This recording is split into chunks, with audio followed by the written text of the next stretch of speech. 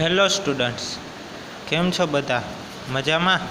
આપણે આના આગળના ચેપ્ટર લેક્ચરમાં યુનિટ 5 રાની કી વાવમાં પ્રી ટાસ્ક જોયું હતું, જેની અંદર સોમનાથ ટેમ્પલ અને મોહબ્બત મકબરા વિશે આપણે જોયું હતું. હવે આપણે આ ચેપ્ટર રાની કી વાવ વિશે શરૂઆત કરીએ. તો ચાલો શરૂઆત કરીએ. રાની ki Vav is an approved site on the World Heritage, એટલે કે રાણીની વાવ એ વૈશ્વિક સાંસ્કૃતિક વિરાસત તરીકે મંજૂર કરેલું સ્થાન છે. It was declared by the World Heritage Committee યુનેસ્કોની વૈશ્વિક સંસ્કૃતિ સમિતિ દ્વારા તે જાહેર કરવામાં આવ્યું છે.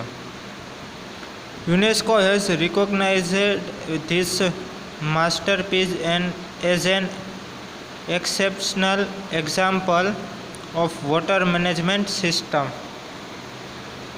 યુનેસ્કો દ્વારા આ કલા કારીગરીના ઉત્કૃષ્ટ સ્થાપત્ય અને જળ સંચાલન પદ્ધતિના એક અસાધારણ નમૂના તરીકે માનવામાં આવે છે. કેમ કે રાણી કી વાવ છે એના જળ વ્યવસ્થાપન માટે, ત્યાં જે પાણીનું વ્યવસ્થાપન હતું બરાબર, એના માટે ખૂબ જ પ્રસિદ્ધ છે. It is a wonderful sample of technological development for utilizing ground water resource in a single structure.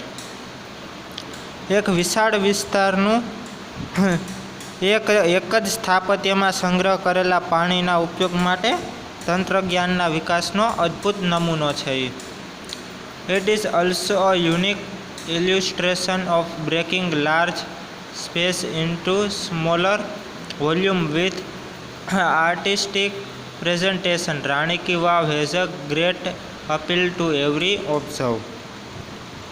એક વિશાળ વિસ્તારનું નાના ભાગોમાં વિભાજન કરી અને કલાત્મક રીતે રજૂ કરવાનું પણ એક અન્ય ઉદાહરણ છે. વિશાળ એટલે કે ખૂબ જ મોટા વિસ્તારનું નાના ભાગમાં વિભાજન કરી અને એ કલાત્મક રીતે રજૂ કરવાનું પણ ઉદાહરણ છે.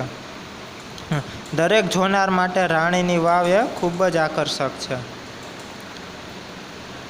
Queen Udayamati, widow of King Bhimdev I, constructed this vow between 1022 and 1063. આ વાવ રાજા ભીમદેવ એકની પત્ની રાણી ઉદયમતીએ 1022 અને 1063 એડી દરમિયાન બંધાવી હતી.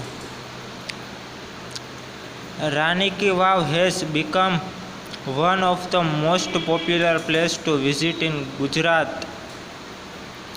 રાણીની વાવ ગુજરાતમાં જોવાલાયક સ્થળોમાં સૌથી લોકપ્રિય છે.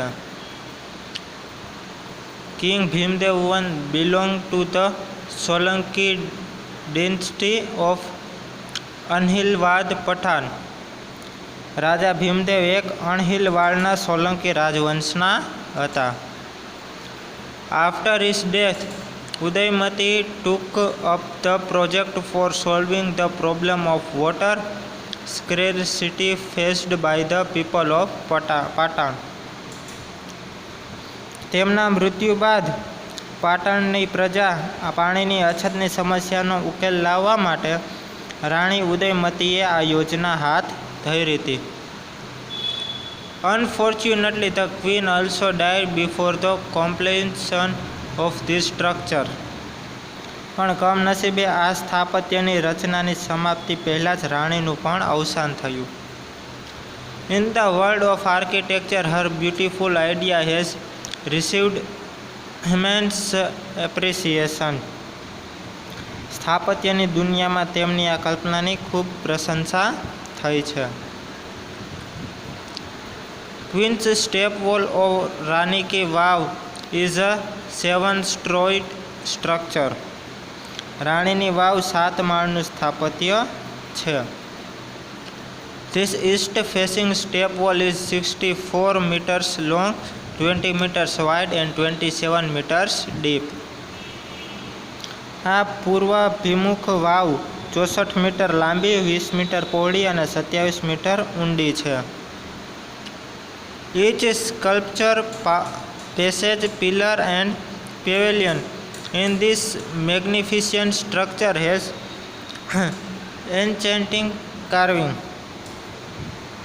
આ ભવ્ય સ્થાપત્યમાં દરેક શિલ્પકૃતિ, માર્ગ, સ્તંભ અને મંડપ પર મંત્રમુગ્ધ કરી દે તેવી કોતરણી છે.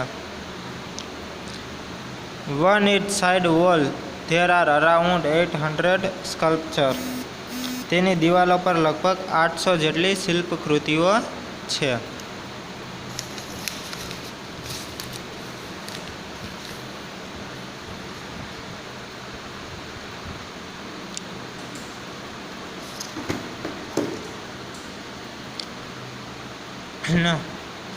There are nearly 400 big sculptures of different gods and goddesses in the Vav at present.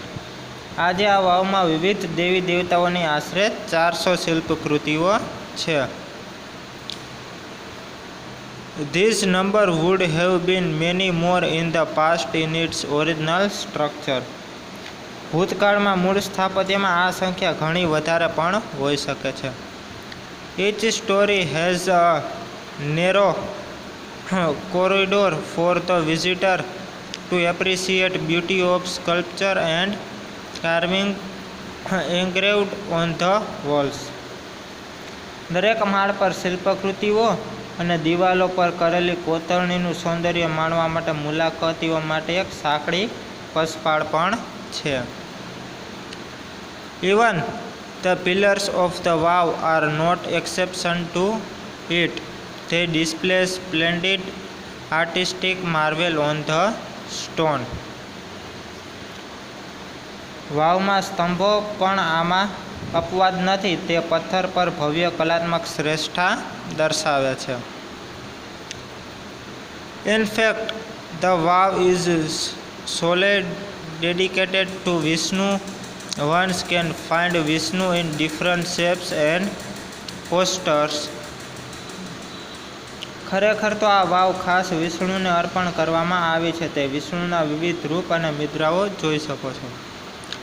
After Vishnu, next important statue is of Parvati.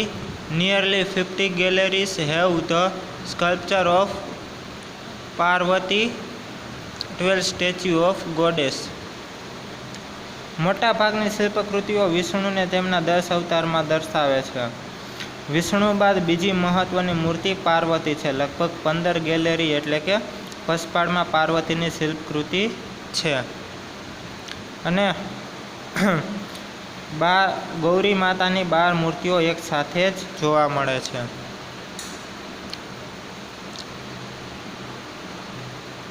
The Sun Temple of Modhera has it.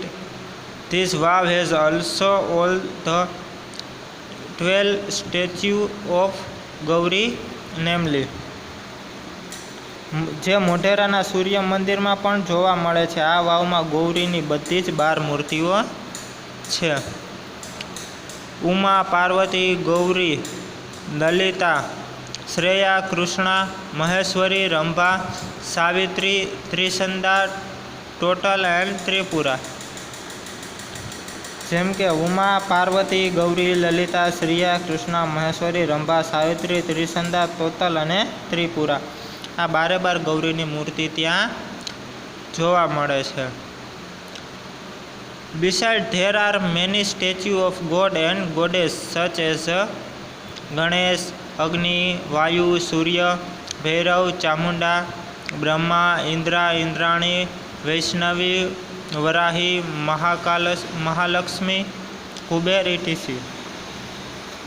આ ઉપરાંત ગણેશ, અગ્નિ, વાયુ, સૂર્ય, ભૈરવ, ચામુંડા, બ્રહ્માંડ, ઇન્દ્ર, ઇન્દ્રાણી, વૈષ્ણવી, વારાહી, મહાલક્ષ્મી, કુબેર વગેરે દેવદેવીઓની પણ અનેક મૂર્તિઓ છે. તો મિત્રો આપણે અહીંયા સુધી રાખીએ. આના પછી આગળનું ચેપ્ટર આપણે નેક્સ્ટ લેક્ચરમાં જોશું.